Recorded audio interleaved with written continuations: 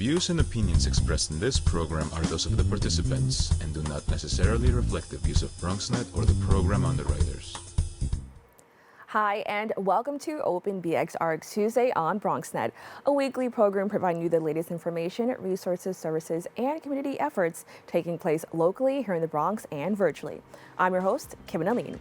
Coming up, a leaked draft of a Supreme Court opinion that would overturn Roe v. Wade has now sparked debates on abortion throughout the country. Founder and CEO of Choices Women's Medical Center joins me for discussion. How will the absence of Roe v. Wade affect women in America? After that, subway violence has become a major concern for many New Yorkers. Joining me to discuss the rise of subway violence in New York City is Policy and Communications Director for Riders Alliance. What are the steps to ensure New Yorkers feel safe on public transit? Then, intimate partner violence is an issue that affects millions of Americans. A representative for Sanctuary's clinical department joins me to discuss the many victims of domestic violence. What can domestic violence look like towards male victims? And finally, the U.S. House of Representatives passed a federal cannabis legalization bill known as the MORE Act. The director of the Office of National Affairs at the Drug Policy Alliance joins me for a discussion on the legalization of marijuana. Will the act protect those incarcerated due to previous drug offenses? So please stick around. Open BxRx Tuesday starts now.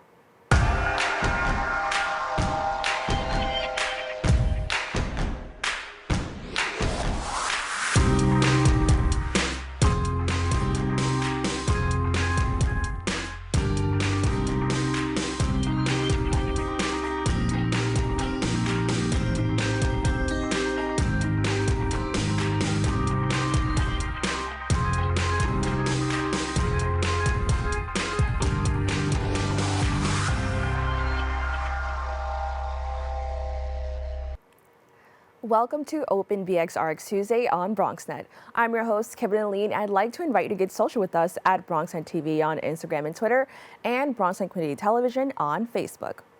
On May 2nd, the country was left stunned to find a leaked draft of a Supreme Court opinion that would overturn Roe v. Wade. The 1973 ruling declaring Americans have the right to abortion is now up for debate across several states. Here's a clip from Now This News that briefly explains a state-by-state breakdown of abortion access if Roe v. Wade gets overturned. Here's a state-by-state breakdown of abortion access if Roe v. Wade were to be overturned. On May 2nd, an initial draft of a majority opinion from the Supreme Court of the United States leaked, revealing that the justices privately voted to overturn Roe v. Wade, a 1973 landmark decision that protects a pregnant person's right to abortion. Reversing Roe v. Wade wouldn't immediately make abortion illegal nationwide, but it would give states the final authority regarding access. 13 states have trigger law bans in place, which would make abortion illegal as soon as SCOTUS reverses Roe. A number of states had abortion bans on the books before Roe was decided, but the courts blocked them from being enforced or invalidated them altogether. This history increases the likelihood these states will ban abortion if Roe were to be overturned. Joining me to discuss the draft is founder and CEO of Choices Women's Medical Center, Merle Hoffman. Merle, thank you so much for joining me. Oh, it's very good to be with you. Now, as the founder of an organization that supports reproductive rights, especially being one of the first in the country, what was your first reaction to this news? Well, we don't only support reproductive rights, we were one of the first clinics to provide abortions in 1971. 2 years prior to Roe. My reaction to the news was basically rage and sadness. I was not surprised. I was not shocked because I have seen this coming for many, many years. This is not something that comes out of the sky, but this is the result of a consistent, persistent campaign of anti-choice people and organizations and politicians that wanted to see no abortion in America, and they are on their way to getting there. Well, as you mentioned, this has been a fight for decades. However, in the past year, we've actually seen bans against abortion in states like Texas. Do you think that could have been a catalyst for what we're seeing today? Well, what it was a catalyst for, and this has been quoted by a few Republicans, They passed that Texas ban, what they call the heartbeat bill, and where anybody can sue anybody involved in an abortion, including an Uber driver. The point of this is that they said, well, there was no outcry after we passed this in Texas. There wasn't rage in the streets. The thunder didn't come from the clouds. I mean, everybody was quiet and they're planning, what do we do when everything goes? Well, that's why they kept going. And this is why I co-initiated an organization called RiseUpForAbortion.org, and you can find that anywhere, that is saying we are not going to accept that Roe is finished. We are not going to just talk about what do we do after Roe falls. We want to stop now. We don't want that decision to be published. And they didn't vote on the decision. This was just one justice, Alito, who wrote his thinking on this. Whether or not he changes or what happens, now we have a chance to really gather the anger of so many American women. 1 out of 4 women in this country will have an abortion in her lifetime. Do you know that there are millions and millions of American women, their friends, their family, their partners, their husbands, who have had legal abortions? This touches us all. And I do want to say the reason why I'm wearing this, I'm going to wear black all the time. This is the symbol of the Rise Up, our organization and our movement, because this was the symbol that the women in Latin America put on. And that they managed to decriminalize abortion in Colombia, in Argentina, in Mexico. And this was in cities and states and countries that were extraordinarily conservative and run by the Catholic Church. They did it. Now they're not looking to us anymore. They're calling and saying, how can we help you? What a fall this is for America. What a shame. What a shame.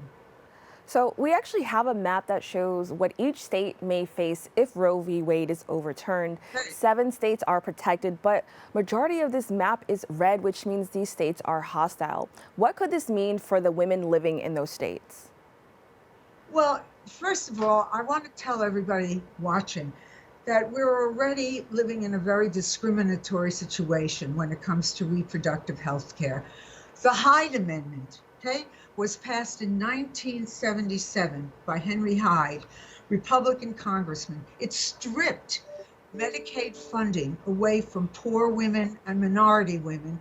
And actually, the Hyde Amendment was what politicized me, because this is something that just splits minority women, Black women, everyone who is struggling away from middle-class women who will be able to manage to travel and have access.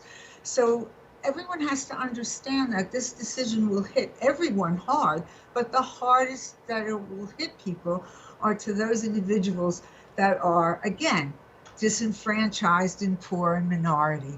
And this is still in effect. The Hyde Amendment, Clinton and Obama and every president has kept it. So we want to say, don't touch Roe and reverse Hyde.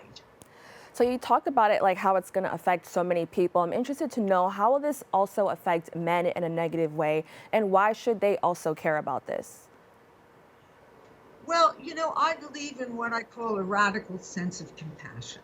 I think we're in a society now that is all about me, very narcissistic, very egotistic, and, if it doesn't touch me, then I really don't have to worry about it. But this touches everyone. For every abortion, I believe I can say with certainty, a man was involved.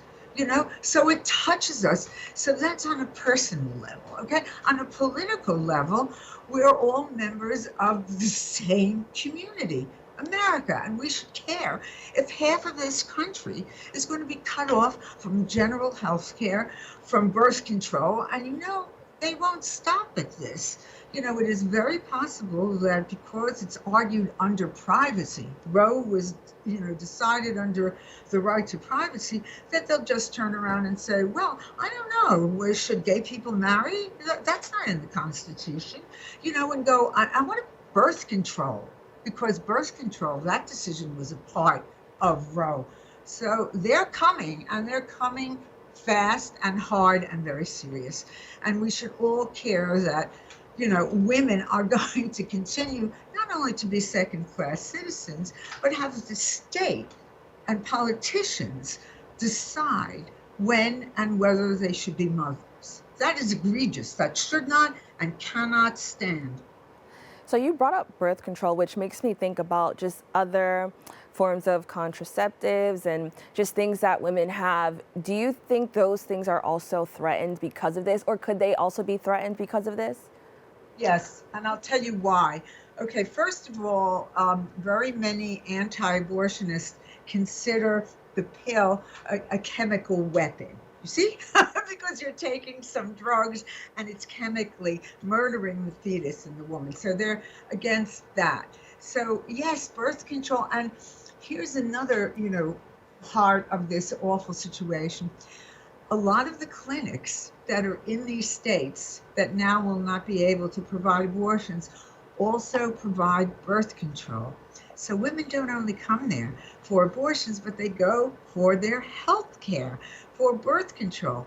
Without those clinics, where are they going to access birth control? I mean, so follow me. So here, they need birth control because they don't want to be pregnant, right? But they can't get birth control. Then they get pregnant when they don't want to be, but their choices are minimal because maybe they can't go to get pills. Maybe they can't write or get to a place where they can order them. So, and maybe they're more than 10 weeks pregnant, you see, because the pill only works till 10 weeks of pregnancy. So what might they do? They might use the old standbys, drinking lye, throwing yourself down the steps, using hangers, which is why I've always used my 7-foot hanger on my actions when I stood in front of St. Patrick's in '89 with it, and recently, in February, we did another action with that. Because this is what it's doing, women will always have abortions. The question is, are they going to get butchered and die from them? That's the question, because nothing is going to stop women from wanting to control their fertility. So this is a full frontal assault on women's freedom, women's lives, women's health. I'm really happy that you brought that up, because I've seen a lot of people say that abortions will always be around, but the access to safe abortions is what really makes a difference. And so many women are just going to find themselves in really, really awful situations. So I'm so happy you brought that up. And then even outside of abortions, I think also just maybe whoever put them in that situation may have a negative reaction to them, being pregnant. So I think it puts women in a really tough situation. Can you just talk about what women can do, and not just women, just everyone, what we can do to protest against this? Okay, well, Rise Up for Abortion Rights has been holding walkouts, student walkouts, radical nonviolent actions all across the country. We're gearing up to have one on this coming Saturday. So I think it's really important that people who can get in the streets and, scream bloody hell. Do not overturn Roe. That's the first thing. The second, you see, I know that everybody can't do that. There are people that are enraged, but they're not going to be able to march. So you can donate. You can donate to the abortion funds that give money for women who are going to have to fly up or drive up or have some place to stay overnight. You can write letters to the Supreme Court. You can do so many different things that, you are comfortable doing. Would I love to see every woman, just opening their doors or their windows and say, hell no, we're not going to take this, and we're going, yes, of course, but a girl can dream. I know not everybody can do that, but they have to do, you have to do what you're comfortable doing. And you know what I'd like everyone to do, really? Mm-hmm. The women who have had abortions, I want them to speak about it. I want them to own that decision. I have said many times, the opposition has outposts in our head. All of the guilt, all of the shame around abortion. I had an abortion when I was 32. I own that decision. I own it morally, legally, and constitutionally. I don't want women to feel ashamed, and I don't want them to feel guilt for making what is a profoundly moral decision. And I believe so firmly that it is the mother, and abortion is a mother's act, you know.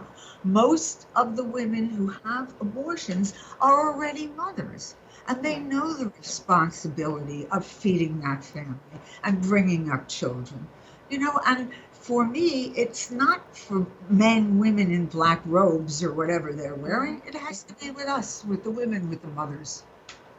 Merle, thank you so much for joining me to discuss this. If you look below, you can actually see Merle's Twitter, and we would love it if, kind of just do some of the things that she mentioned to help support this movement, But once again, thank you so much for joining me to talk about this.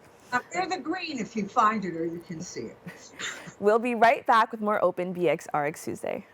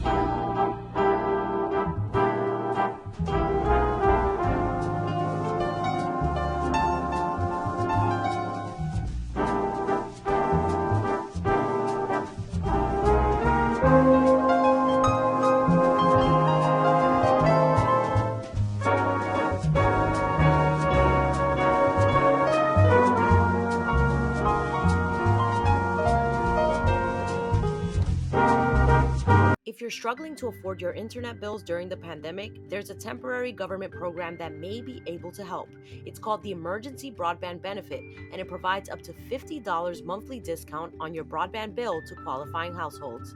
Find more information about the program, including if you qualify and how to enroll, at fcc.gov/broadbandbenefit, or call toll-free at 833-511-0311. That's 833-511-0311. Welcome back. In recent months, violence on public transit has become a major concern for many New Yorkers. Joining me to discuss the rise of subway violence in New York City is Policy and Communications Director for Riders Alliance, Danny Pearlstein.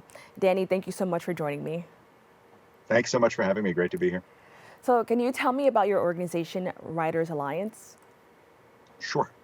We are a grassroots organization of subway and bus riders, and we are fighting for better public transit service on our subways and buses.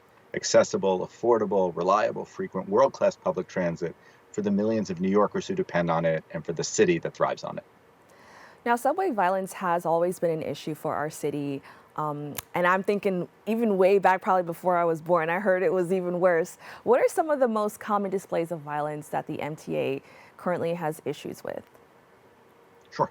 So millions of people ride the subway every day, and it's overwhelmingly without incident. 3.5 million people rode the subway, on an average day just last week and probably today as well. And the subway is overwhelmingly safe most of the time. But that said, not everyone feels safe, welcome, and included on the subway.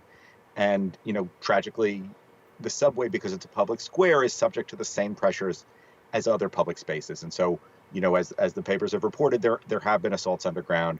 There have been robberies underground. New Yorkers, it's something we all have to look out for. And it's something that the city is actively trying to deal with. And you saw the police in that picture. 10% of the NYPD force is actually underground patrolling the subways, even though it's really roughly about 2% of a reported crime, less than 2%, that happens underground. Now, why do you think these acts of violence remain an issue for the MTA and for New Yorkers? Well, any act of violence is too many, right? Is one too many. I mean, nobody should be victimized in public transit. It's a public space. We should all feel safe and welcome there. But unfortunately, during the pandemic, subway ridership plummeted very dramatically. And, by the same token, violent incidents and crimes decreased in parks, where there were more people than ever before when people were outside and had no place else to go really through much of 2020. So a lot of that has to do with where people are. The big success story of the subway over the generation, like you were saying, since before we were born, is the subway got much, much safer as ridership grew, even as the number of police officers declined. It's really about safety in numbers. Now, I'm really happy that you mentioned that because according to the New York Post, Mayor Adams says New Yorkers are safe on the subway system. What we must do is remove the perception of fear. What are your thoughts on this statement, and do you agree or disagree? There's a lot to what the mayor said. What we have seen is that the subway is the focus of a national conversation about crime, and that crime in the subway tends to be sensationalized. There was a subway shooting last month that was by far the worst shooting in the subway in 40 years, and it made the biggest news about the subway practically in 40 years. Everyone is tuned to the idea that the subway is very dangerous, even though millions of people use it every day without incident. So crime on the subway is magnified, and an injury to one on the subway is really an injury to every rider. We all take the subway. We don't know exactly where it occurred, but we feel it acutely because we know what it's like to be in the subway. We know how it feels. We know how vulnerable we feel, I think, at times. But it's important to keep the stats in perspective, and I think that's what the mayor was getting at there. And I can definitely agree to what you said, because I think I've been taking the subway since I was a teenager, going to high school. And in recent months, I've never felt more afraid to be on the subway because of what I was hearing. So I'm kind of glad that you brought that up. Following the shooting on the Brooklyn train station that harmed about 23 people, New Yorkers found that the cameras used for added protection did not work. How should those in public transportation be held accountable for that? Well, I think not only the cameras didn't work, the police radios didn't work, right? And we've been hearing about police radios since 9/11, right? Over 20 years where the police radios haven't effectively communicated. We can't rely on technology in these cases. I think there's some notion that we could just have metal detectors and there wouldn't be any guns in the subway. But the fact is that wouldn't work either. The people who came through during the attack last month were transit workers and riders helping one another. I think that really shows New York at its best, even as we're also seen as our most vulnerable. So I think that, of course, it's important to get the cameras working. Of course, it's important to get the radios working. But we can't count on technology to keep us safe underground or in any other parts of public space. So since you bring up technology, I really want to know your thoughts on the addition of metal detectors on the subway system. Do you think that will be helpful? It's not going to work. And I think it's a distraction from things that are important and that will work. For example, right now, it's more dangerous to walk to the train than to ride it, right? Reckless driving is skyrocketing in the city. Collision deaths on our street tragically are mounting by the day. Last week was an incredibly deadly week, as we all saw. So we need, ironically, there is one place technology really would help us, right? We need our speed cameras and our red light cameras on 24/7, helping drivers slow down and drive more safely. Because it's outrageous that hundreds of people are killed on our streets every year from bad driving. So that's one thing we can tackle, but we shouldn't distract, right? It's very important that our leaders should not distract with shiny objects like metal detectors when there are things we can do concretely to make us a lot safer.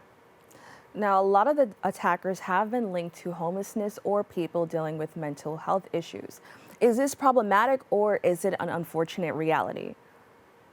Unfortunately, because of decades of disinvestment, we have a series of crises playing out in our public space, and that's nowhere more visible than on the subway. Now, we know statistically, homeless people with mental illness are the most vulnerable to being attacked or hurt or tragically even murdered on the subway, and we've seen that last year and this year. So it's really important not to scapegoat and not to blame people who we're angry at for the problems of the system, for the problems of society. That said, it's not acceptable that the subway is a place to live of last resort, right? Government needs to provide better options. In this case, safe, private places to live so that people don't resort to living in the subway.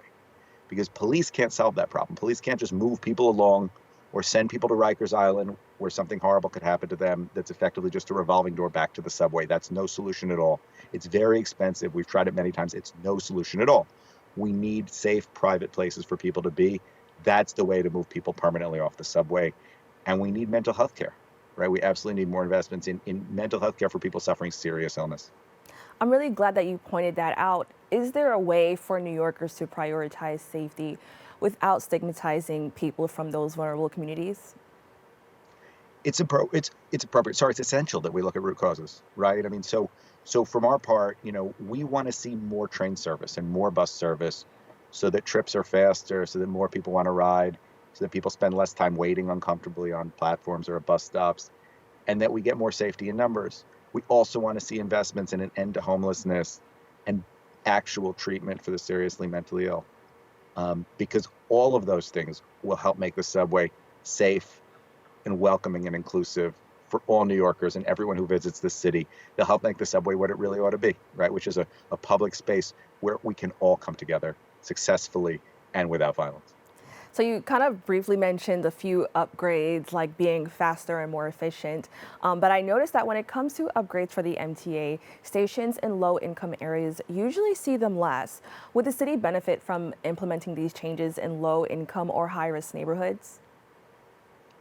Well, one of the things we've seen throughout the pandemic is that round the clock is the new rush hour. And the previous rush hour, the pre-COVID era, the subway service plan was really designed around white-collar office commuters, in many cases, white office commuters. And what we've seen throughout the pandemic is what was a minority ridership is now overwhelmingly people of color and also overwhelmingly people commuting outside the traditional rush hours. So we need to re-envision the whole system, not just the stations, but the whole service around the people who use the subway most, who are the people we're all relying on to go to work, right? Some of us can work in our closets, but for people who need to work on the front lines of the pandemic or doing the important services we need every day around the city, they shouldn't have to wait so long for a train. They should have a quick train every 6 minutes, early in the morning, late at night, on the weekend, to restore time in their lives and to demonstrate the gratitude we all have toward the people who keep the city moving. So that was a really interesting thing that you pointed out, and I kind of want to touch on it a little bit more. Can you just explain? I didn't know that just they plan these times around certain workers. Can you tell me a little bit more about that? Sure. So if you think of the traditional 9 to 5 rush hour, between 6, 7:30, 8 in the morning and, 4, 5, 6 o'clock at night, those are the peak times for service when trains are coming most frequently. But nowadays, we know that essential workers overwhelmingly commute at least one part of their commute is outside that period of time. And lots of people are commuting on Saturdays and Sundays when not only are the trains a lot less frequent, but there's lots of work going on in the subway system to maintain it. And that means that service is even less, reliable.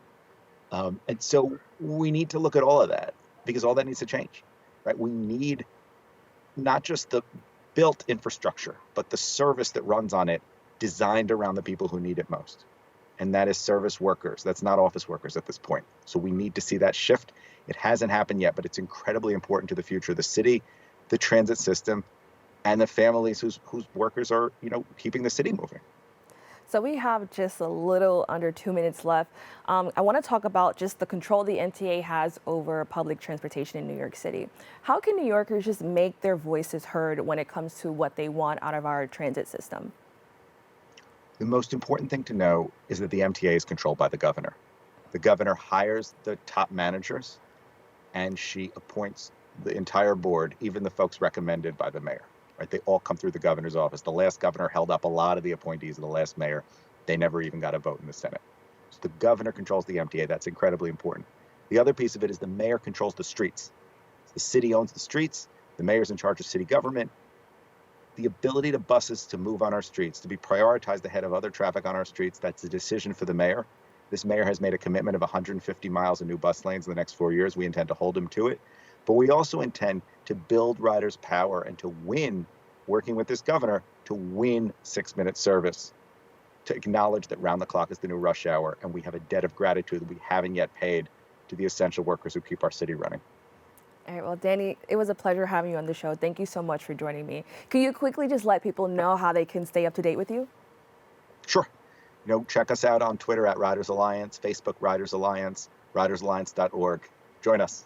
Build our power together. Thank you so much for having me. All right, thank you for joining us.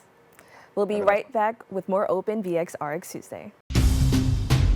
We know that people are dealing with the health crisis, but there's also a lot of food insecurity. We're giving out healthy food options, and that's what's key here. If you're a senior, you have a disability, they'll actually deliver meals to you. The residents are anxious, they're worried, they're scared, they want to be tested. When things were happening in our community and we couldn't get the help. There's almost a presumption of criminality that attaches to your skin color. The site will prioritize those who are at highest risk in the population. If you feel symptoms and you'd like to visit one of these COVID-19 testing sites here in the Bronx, you may call the State Health Department's hotline. Important to note about this site is no reservations are needed. This is a walk-in clinic. A lot of us are out of work and looking for something to do. We have the machinery and the skills to make large scales of these masks and gowns. Take care of your people. It's going to go way further than we actually can understand. Right now, employees like myself are just adjusting to the new reality. Reporting from BronxNet, this is Pearlstein.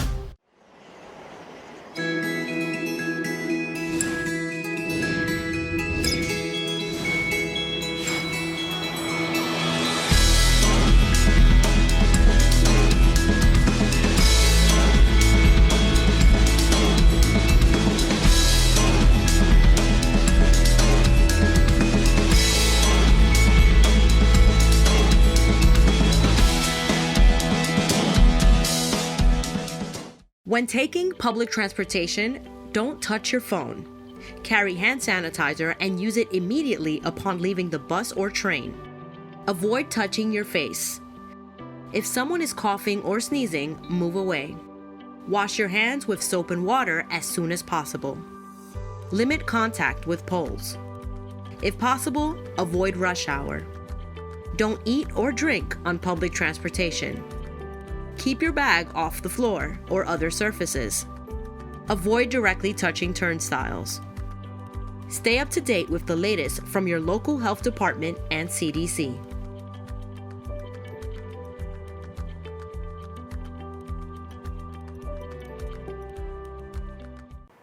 Hello and welcome back to Open BxRx Tuesday. It's an issue that affects 10 million women and men yearly.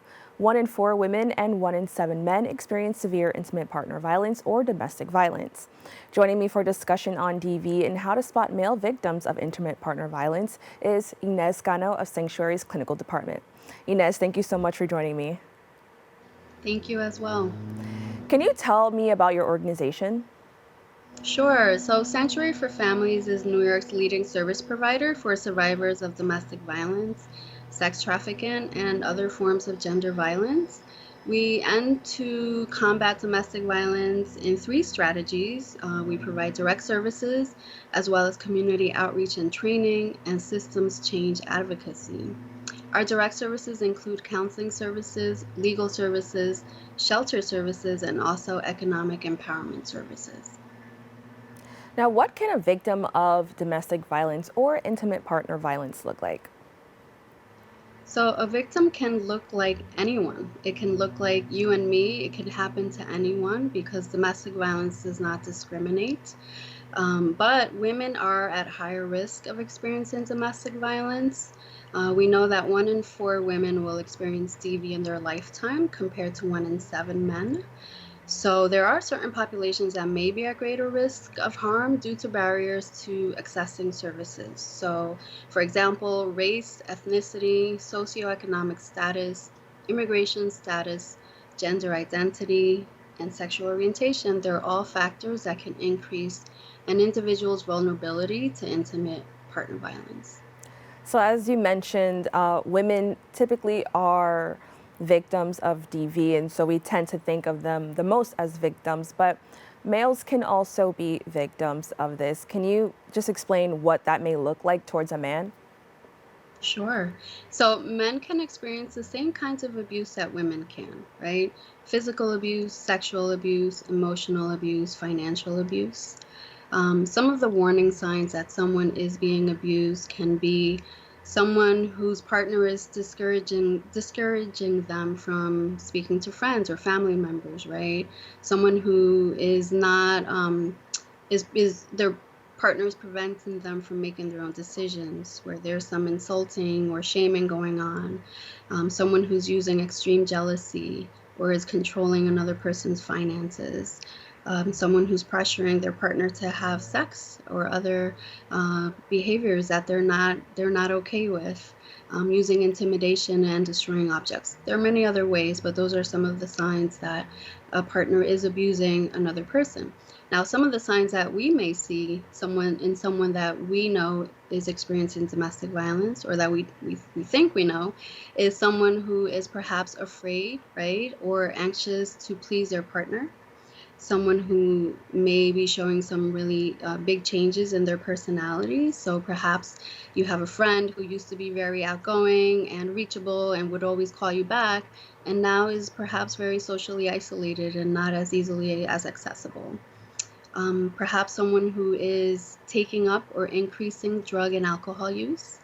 You might see some changes in physical appearance and changes in work and life behavior.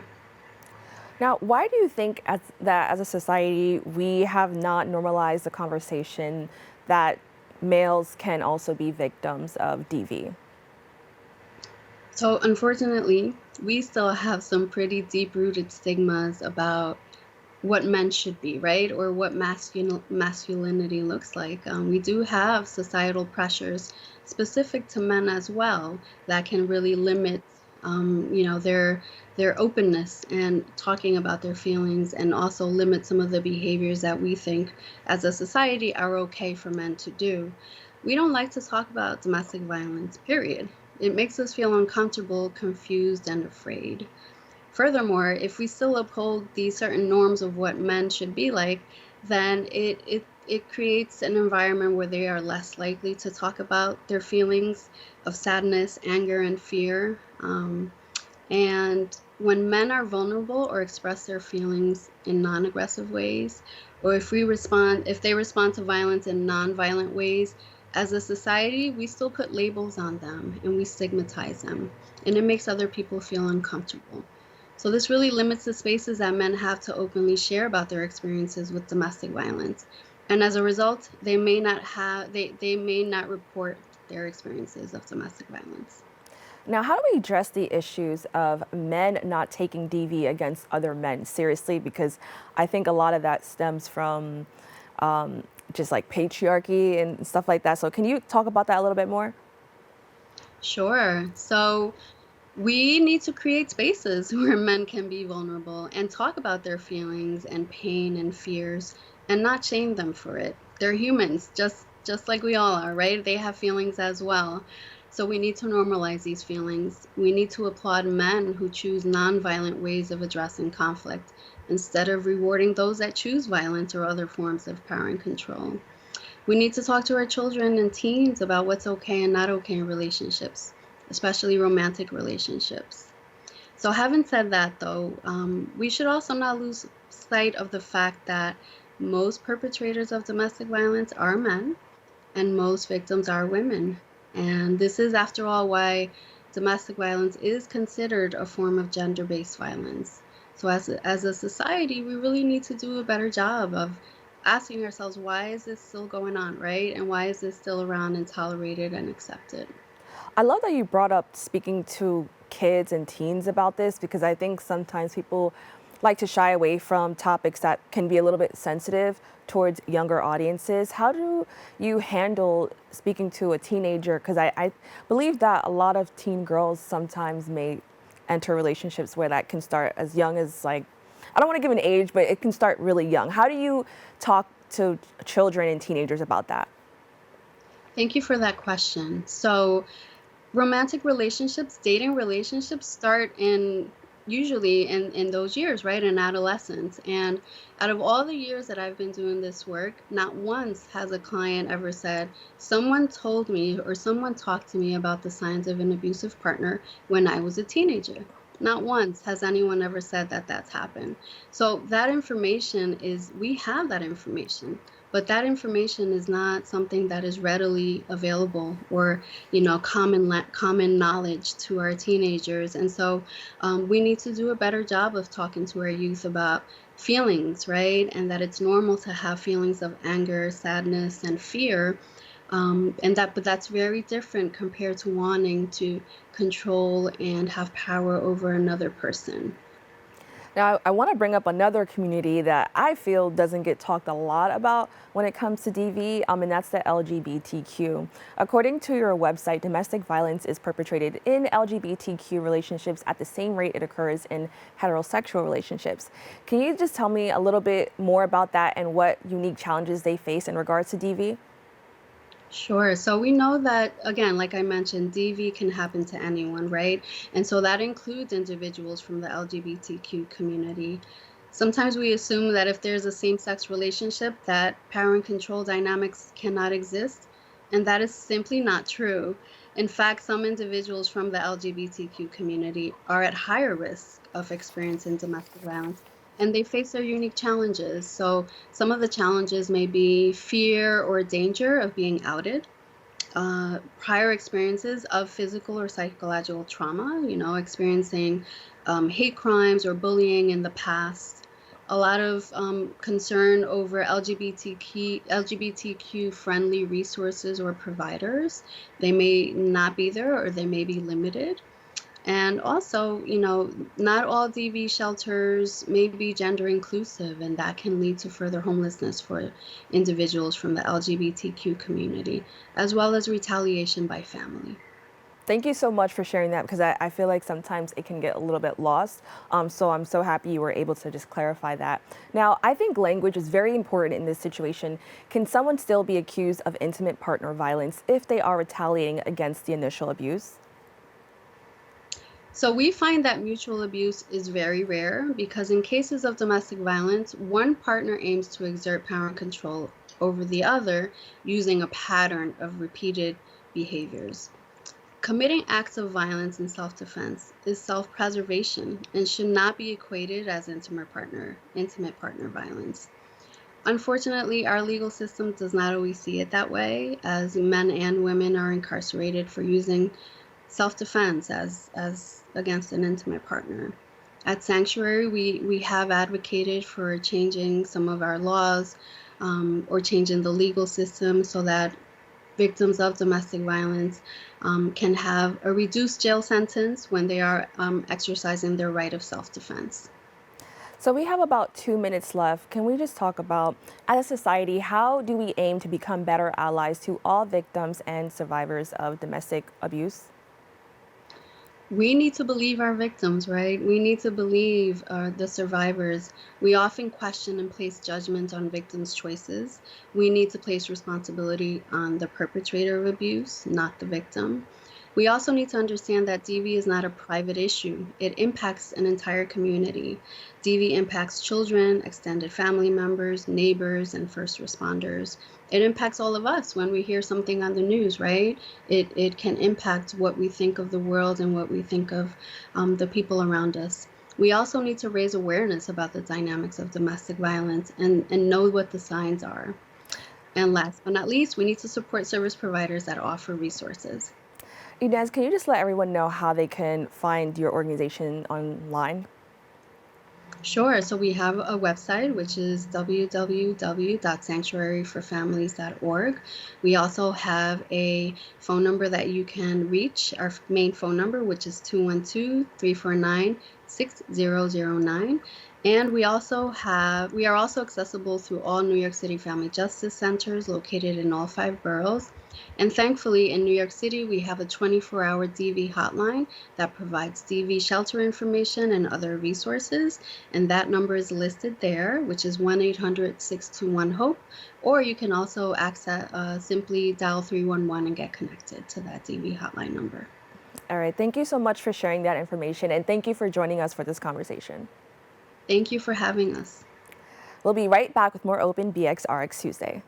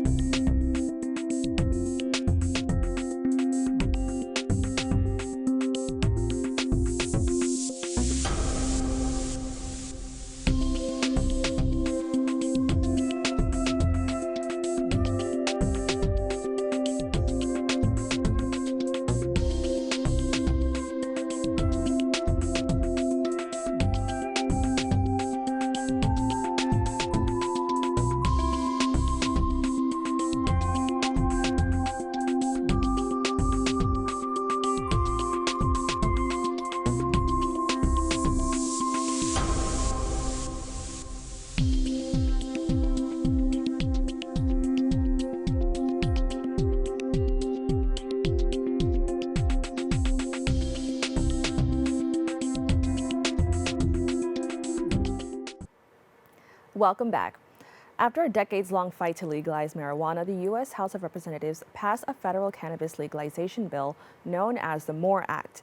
Joining me now to discuss how this bill will affect New Yorkers is Maritza Perez, Director of the Office of National Affairs at the Drug Policy Alliance.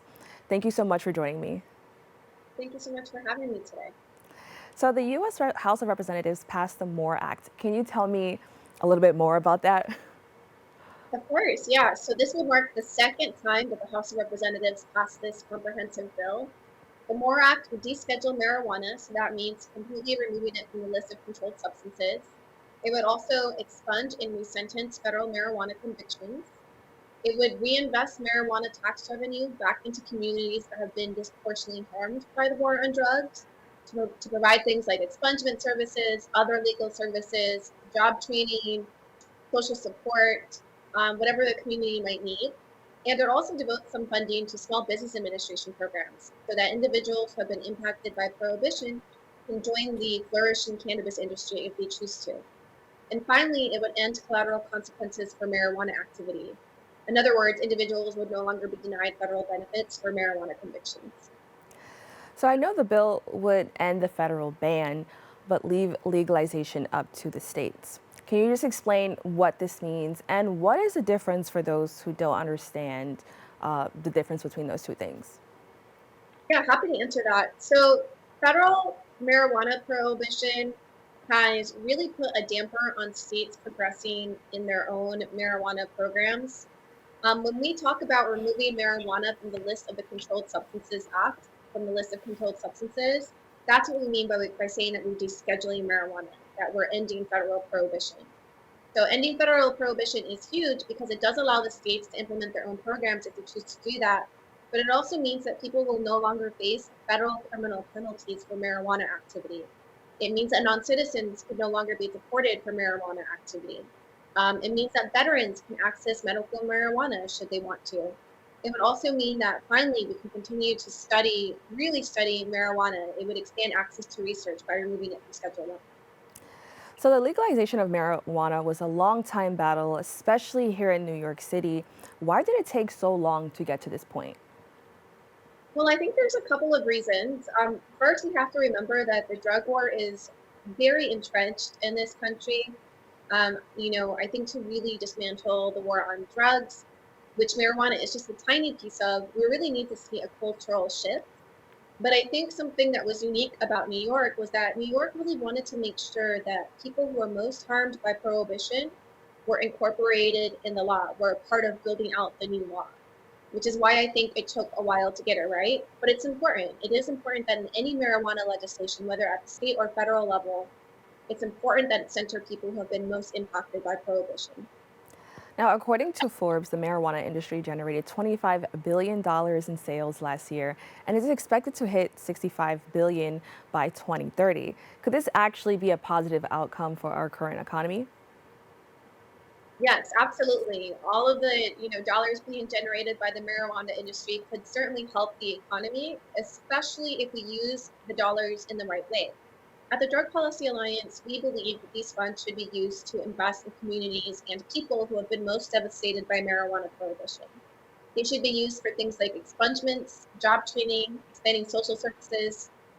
In fact, a report put out by Supernova Women, which is a great advocacy group in the marijuana space, shows that for every dollar invested in social equity, folks will see a huge return on investment, up to $4 of return on investment. So we should definitely be reinvesting those tax dollars and that revenue.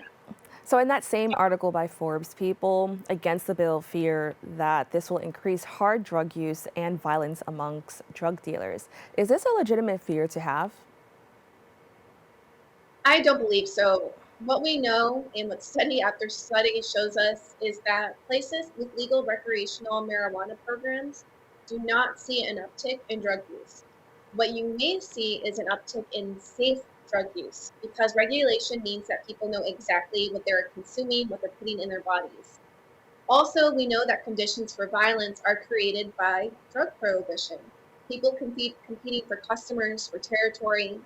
Legal marijuana markets will mean that illicit marijuana will no longer be as profitable.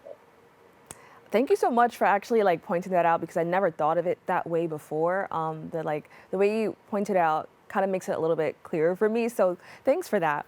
Now, many have categorized the war on drugs and the legalization of marijuana as a racial justice issue. How has this issue of marijuana affected Black and Latin communities? Yeah, that's a really great question.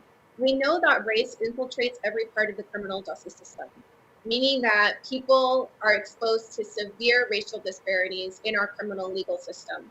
And this disproportionately falls on the shoulders of Black and brown people. We know, for example, that Black Americans are nearly 6 times more likely to be incarcerated for drug-related offenses than their white counterparts, despite equal substance use rates. We also know that in the marijuana field, that they're nearly 4 times more likely to be incarcerated for marijuana offenses than white people because of racist policing, despite equal usage rate. In the immigration space, we know that marijuana activity and marijuana crimes continue to be a leading cause of deportation to this state. And this is true of, even individuals who are partaking in medical marijuana programs in compliance with state law, or people who are complying with their recreational program. So another reason we really need to end federal prohibition. If this bill is put into law, what would this mean for communities who face the brunt of the law enforcement? If this bill became law, there is a reparative justice component to the bill. This bill emphasizes that there needs to be federal resentencing of marijuana convictions, but there also needs to be state and federal expungement of marijuana convictions. I talked about the Community Reinvestment Fund. That means reinvesting tax dollars and marijuana revenue back into communities most harmed by prohibition. And then, of course, there's funding for Small Business Administration grant programs for people who have been most impacted. We would also end the collateral consequences of partaking in the marijuana industry or using marijuana even legally. Basically, what all of this means is that people would be able to move on with their lives, to live healthful, productive lives, which we think would actually empower people, empower communities. And I just want to clarify, is that actually part of the MORE Act right now? It is, yes. Okay, that's wonderful, because I was worried that it may not have been, and I think that although this is like a really great step in the right direction, you have to address a lot of the trauma that it's brought to those communities. And speaking of that, I kind of want to talk about that a little bit more. I think that a lot of Black and Brown communities have faced trauma, and not just for adults, also for teenagers who kind of were victims of this as well. Can you speak a little bit to that? Yes, we know that the drug war, including marijuana is definitely a component of the drug war, has had definitely a tremendous impact in the lives of people. If you think about just a simple, interaction with police, can lead to something traumatic. It can lead to an arrest.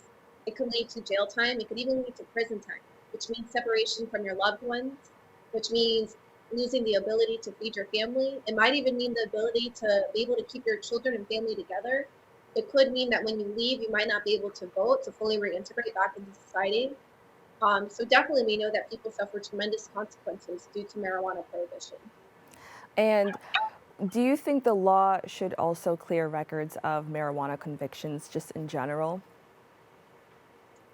Yes, marijuana convictions need to be cleared, both at the federal and the state level. Most marijuana convictions and arrests happen at the state level, so I would hope that any federal effort supports state level expenses. Now, I'm thinking about this from a racial standpoint. I know some people have gotten really, really rich and really successful from this industry, and we still see a lot of our neighbors, I guess, here in the Bronx or just other communities of color not reap those same benefits. What do you think about just that situation in general? Yeah, I think it's a very enraging situation. We know that the legal marijuana industry is comprised of majority white men. Yet, if you look at who is still being arrested and convicted for marijuana crimes, it's largely Black and brown people who are going to jail, who are spending time in prison, who are even being deported because of marijuana activity. It is a very enraging thing, which is why Congress needs to act now. They should have acted yesterday. So we have about 2 minutes left, and I just want to talk about the fact that law enforcement was used a lot to just address issues of drug use. But can we talk about how it's important to just treat drug use as a health problem and not a criminal justice issue? Yeah, so the truth of the matter is, in the US, more people are arrested for drug possession than for any other offense in this country, with one arrest for drug possession happening every 23 seconds, which means every 23 seconds, a person's life is turned upside down for simply possessing drugs. We know that interaction with the criminal legal system exacerbates social problems, and it certainly makes life more difficult for people who use drugs and people who may be experiencing substance use disorder. It creates conditions that drive people to problematic drug use and destabilizes their lives. We also know that people with substance use disorder are more likely to overdose when leaving jail or prison. This is the population that actually really fills our jails and prisons. What we're saying is that individuals need access to health services, not handcuffs. Treating drug use through a public health lens instead of a criminal legal one is not just a logical thing to do, but we believe it's a compassionate, moral, courageous thing to do. So before we wrap, can you just let everyone know how they can stay up to date with your organization? Yeah, absolutely. Folks should follow us on drugpolicy.org. We're on Instagram and Twitter, but sign up for our newsletters on drugpolicy.org to keep up with all of our work. Thank you. All right, Maritza, thank you so much for joining me. I'm so happy to have joined you. Thank you.